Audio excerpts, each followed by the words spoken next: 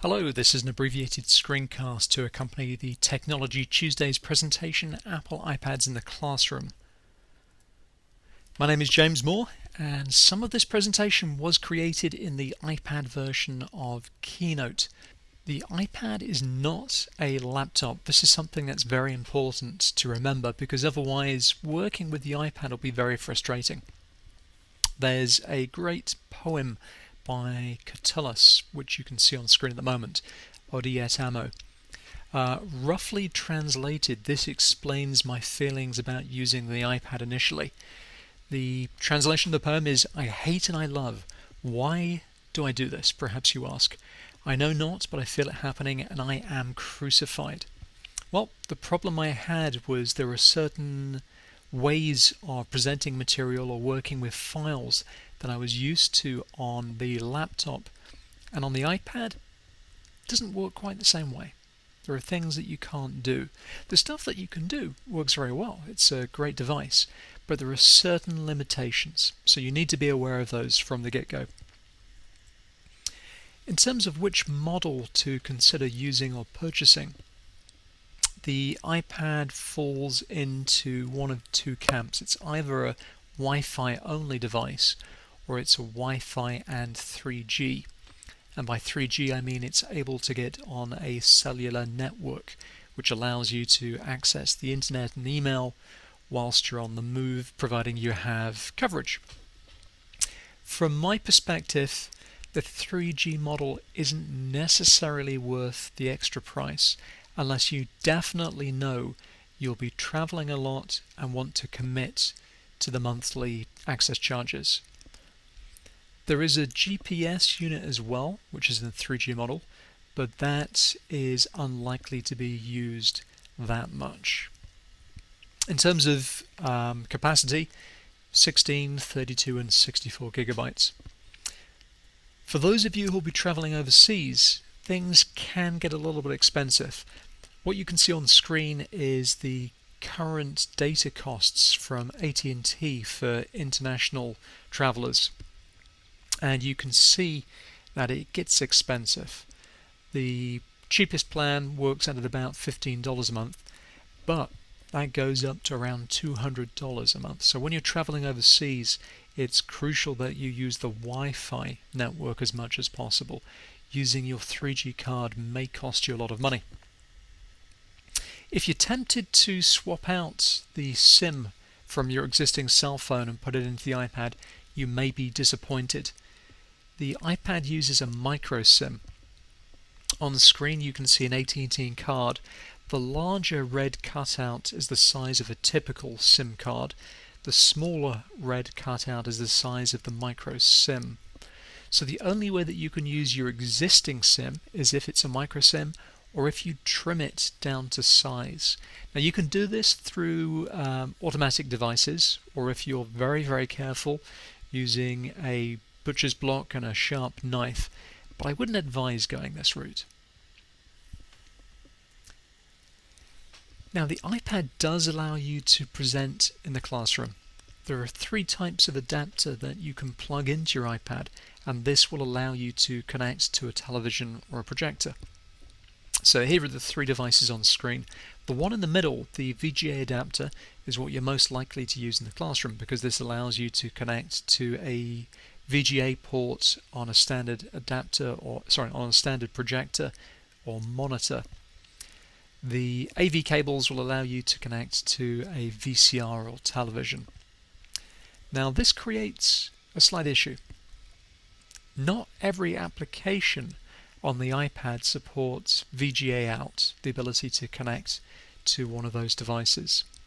On the screen are some of the applications that I definitely know work. The reason I raise this is you may be tempted to use the iPad in the classroom and you decide to share something that you haven't tested. If you're using Safari, for example, and you want to show your students a website, you won't be able to do that on the iPad. There is one program that I'm aware of at the moment called iCab that allows you to present web pages through the projector. Everything else will not work. So anyway, the applications that do work with VGA Out are the videos program, which is on the iPad, YouTube, the photo slideshow, Goodreader, which is a PDF reader, Keynote, which is the tool I'm using at the moment, iCab, which I mentioned earlier, which is the web browser, and then Paperdesk, Projector, Map Projector, which is interesting. This uses a sort of Google Maps, Google Earth interface. So if you're teaching anything that is of a geographical nature, this is a great thing to have in the iPad. File Display. This is a generic program that allows you to display Word, Excel, PDF files. So this again is one of my recommended applications.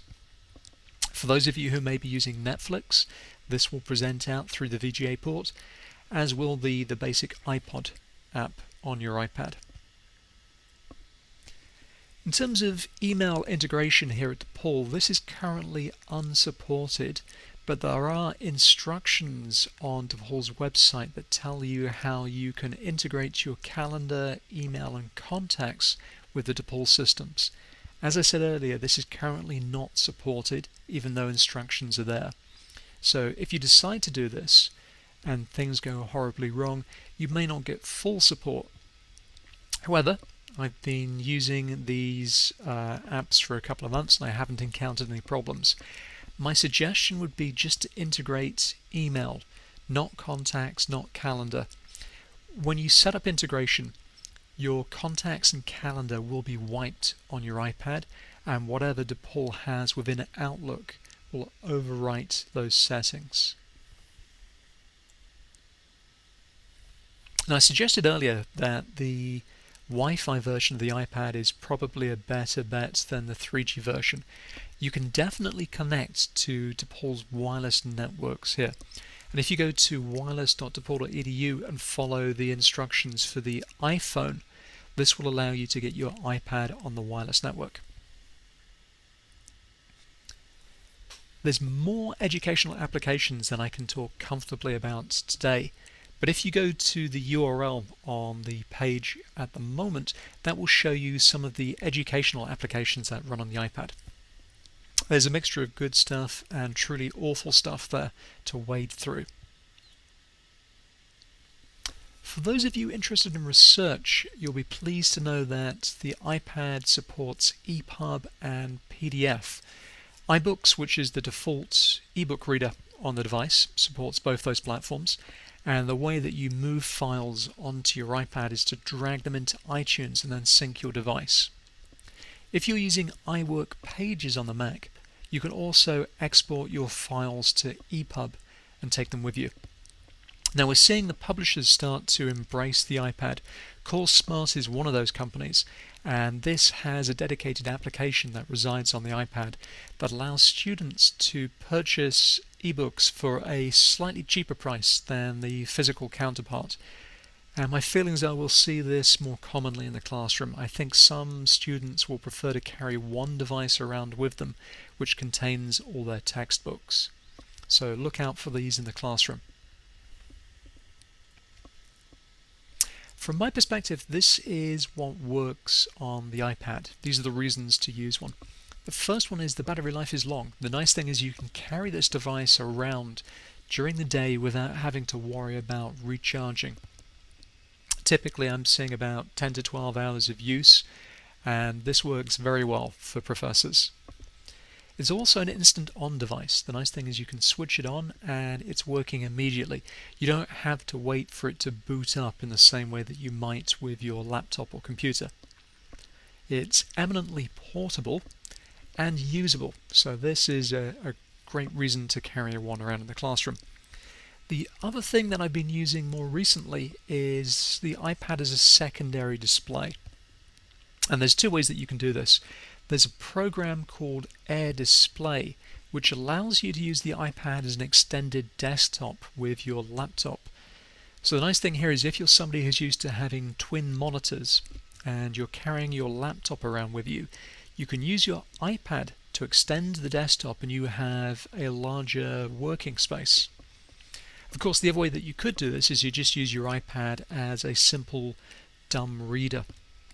So you might load Word documents or PDFs on the iPad and have this running alongside your laptop for you to refer to. Another device that increases the utility of the iPad is remote connectivity, or VNC. My favorite application at the moment is iTeleport, which allows you to connect to your Office PC or Mac. The interface is a little bit clunky because the iPad doesn't have a mouse. You're navigating with your finger.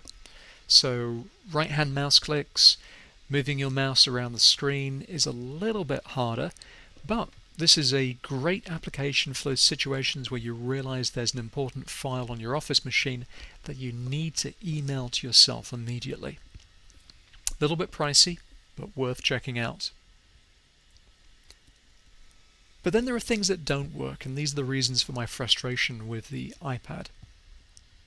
Flash, Adobe Flash, is an application that will not work on the iPad, and it's unlikely that it will be working in the near future.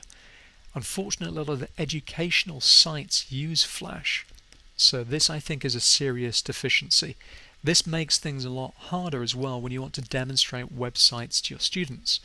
Many of the rich, engaging sites that you want to share use Flash, so there isn't a workaround for those situations. The other thing is the iPad pushes you away from spontaneity. As I mentioned earlier, there are only certain applications that work out through a projector.